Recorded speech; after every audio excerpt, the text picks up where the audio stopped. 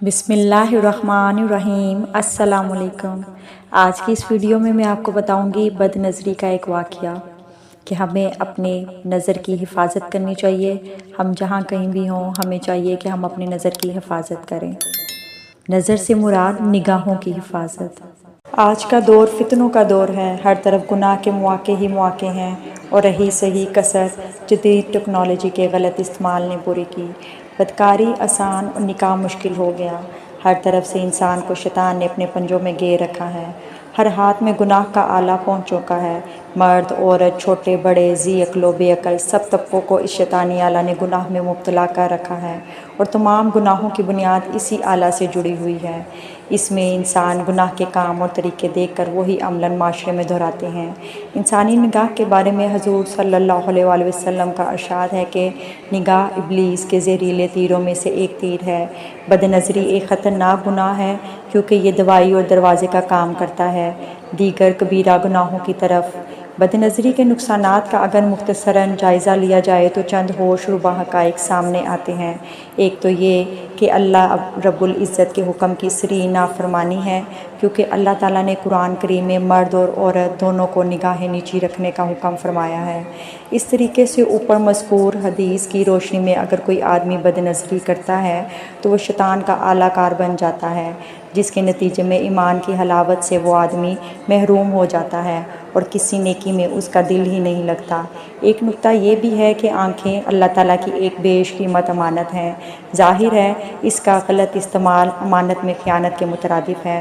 ہم اگر اپنی نفسیاتی خواہشات پر فتح حاصل کر کے نظر کو قابو کر لینے میں کامیاب ہو جاتے ہیں تو یقیناً اس میں وہ روحانی ترقی حاصل کر لیں گے جو مہینوں کی نفلی عبادات اور ریاضت سے بھی حاصل نہیں کر سکتے۔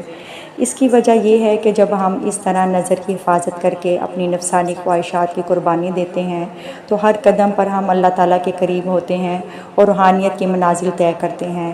ایک نوجوان نے ایک بزرگ کی خدمت میں حاضر ہو کر عرض کیا کہ آپ فرماتے ہیں کہ بد نظری سے پرہیز کرو، لیکن بازار میں جاتے ہوئے مجھ سے اپنی نظروں کی حفاظت نہیں ہوتی۔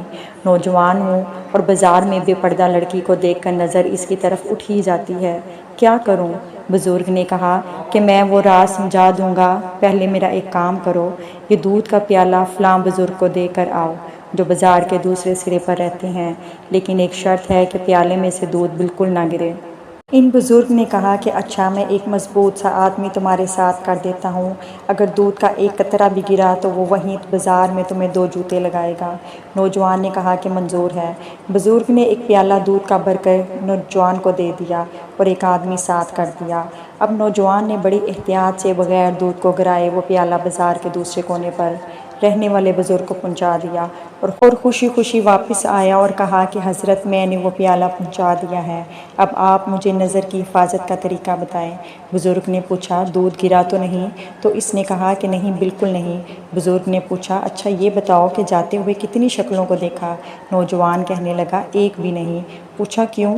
تو اس نے جواب دیا کہ میرا سارا دھیان پیالے کی طرف تھا کہ کہیں دودھ گر نہ جائے، کیونکہ اگر دودھ گرتا تو مجھے 2 جوتے لگتے اور بازار میں میری رسوائی ہو جاتی، اس لیے میرا کسی کی طرف دھیان نہیں گیا۔ بزرگ نے کہا کہ یہی اللہ والوں کا حال ہوتا ہے کہ وہ ہر وقت اپنے دل کے پیالے پر نگاہ رکھتے ہیں اور اسے چھلکنے نہیں دیتے، کیونکہ انہیں پتہ ہوتا ہے کہ اگر گناہ کی وجہ سے پیالہ چھلک گیا، نظر بہک گئی تو قیامت والے دن سب کے سامنے رسوائی ہوگی۔ اللہ کا خوف اور روز قیامت رسوائی کا اندیشہ ہو تو کبھی بھی بد نظری نہ ہوگی۔ بد نظری نہایت ہی مہلک مرض ہے، کوئی کام کرنے کو دل نہیں چاہتا، بستر پر پڑے رہنے کو جی چاہتا ہے۔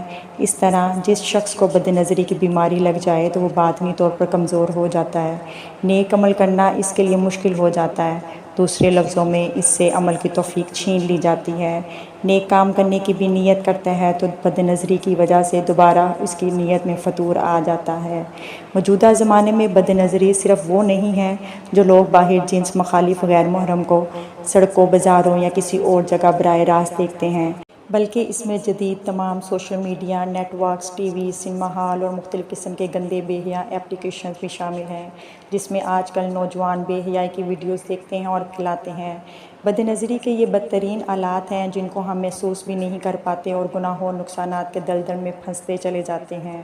اللہ تعالی ہم سب کی ہر طرح کی بد نظری سے حفاظت فرمائے، آمین ثم آمین۔ امید ہے کہ آج کی ویڈیو آپ کو پسند آئی ہوگی۔